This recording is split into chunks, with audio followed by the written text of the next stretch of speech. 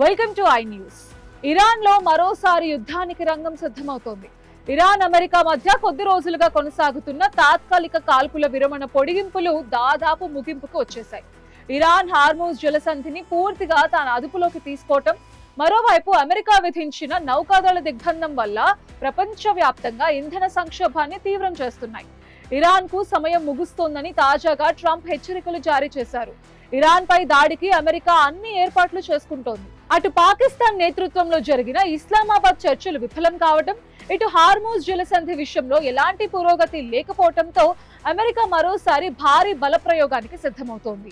China పర్యటన తర్వాత America అధ్యక్షుడు ట్రంప్ మళ్లీ ఇరాన్ యుద్ధంపై ఫోకస్ పెట్టారు. అమెరికా అధ్యక్షుడు డొనాల్డ్ ట్రంప్ సోషల్ మీడియా వేదికగా ఇరాన్ కు సమయం ముగుస్తోంది, వేగంగా నిర్ణయం తీసుకోకపోతే సర్వనాశనమే అంటూ సంచలన మ్యాప్ ను రిలీజ్ చేసి హెచ్చరించారు.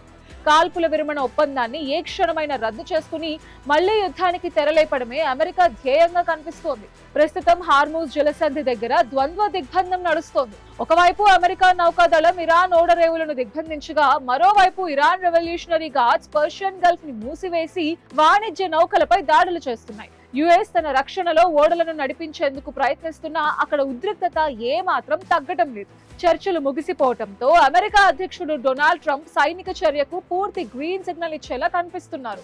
ఇరాన్ లోని కీలక ప్రాంతాలను టార్గెట్ చేస్తూ మ్యాప్స్ ని కూడా రిలీజ్ చేశారు. అటు ఇరాన్ కూడా తాడో పేడో తేల్చుకునేందుకు సిద్ధమైంది. అమెరికా మిత్ర దేశమైన యుఏఈ పైకి డ్రోన్ దాడులు పంపడం, లెబనాన్ లో హిజ్బుల్లా ద్వారా ఇజ్రాయెల్ పై దాడులు తీవ్రం చేయడం లాంటి వ్యూహాలతో ఇరాన్ సన్నద్ధమవుతోంది. మరోవైపు మధ్యవర్తులైన పాకిస్తాన్, ఒమన్, ఖతర్ వంటి దేశాలు తీవ్రంగా శ్రమిస్తున్నాయి. హార్మూజ్ జలసంధి గుండా సురక్షితమైన ప్రయాణానికి ఒక ప్రత్యేక ప్రొఫెషనల్ మెకానిజం ఏర్పాటు చేయాలని, తద్వారా ప్రపంచ ఇంధన సరఫరాకు ఆటంకం లేకుండా చూడాలని ఇరాన్ ని ఒప్పించే ప్రయత్నాలు చేస్తున్నాయి. కానీ అమెరికా మాత్రం అల్టిమేటం జారీ చేయడంతో ఏ క్షణంలోనైనా గల్ఫ్ గడ్డపై మళ్లీ పూర్తి స్థాయి యుద్ధం మొదలయ్యే ప్రమాదం పొంచి ఉంది. ఇరాన్ యుద్ధం 2026 ఫిబ్రవరి 28న ప్రారంభమైంది. అమెరికా, ఇజ్రాయెల్ దళాలు సంయుక్త ఇరాన్ పై ఆపరేషన్ ఎపిక్ ఫ్యూరీ పేరుతో దాదాపు 900 వైమానిక దాడులతో విరుచుకుపడ్డాయి.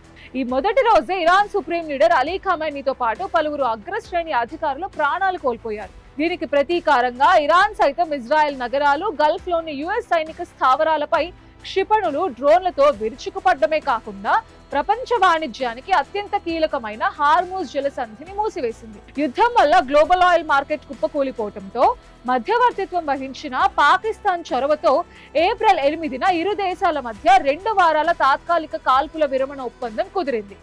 ఆ తర్వాత పాకిస్తాన్ రాజధాని ఇస్లామాబాద్ వేదికగా ఇరుపక్షాల మధ్య శాంతి చర్చలు జరిగాయి. అయితే హార్మూజ్ జలసంధిని పూర్తిగా తెరవాలని అమెరికా డిమాండ్ చేయగా, ఇరాన్ తనపై ఉన్న ఆంక్షలన్నింటినీ ఎత్తివేయాలంటూ 10 సూత్రాల ప్రతిపాదనను తెరపైకి తీసుకొచ్చింది. అమెరికా ఈ ప్రతిపాదనల్లో ఎలాంటి నిర్దిష్ట రాయితీలు ఇవ్వకపోవడంతో ఇస్లామాబాద్ చర్చలు పూర్తిగా ఫెయిల్ అయ్యాయి. చర్చల కాల పరిమితి ముగియటం, ఇరు దేశాలు పంతాలకు పోతూ ఉండటంతో ప్రపంచం మరో ఇంధన సంక్షోభంతో పాటు యుద్ధ భయాందోళనల్లో మునిగిపోయింది. అమెరికా తదుపరి అడుగు ఎలా ఉండబోతుందనేది రానున్న గంటల్లో అత్యంత కీలకం కానుంది.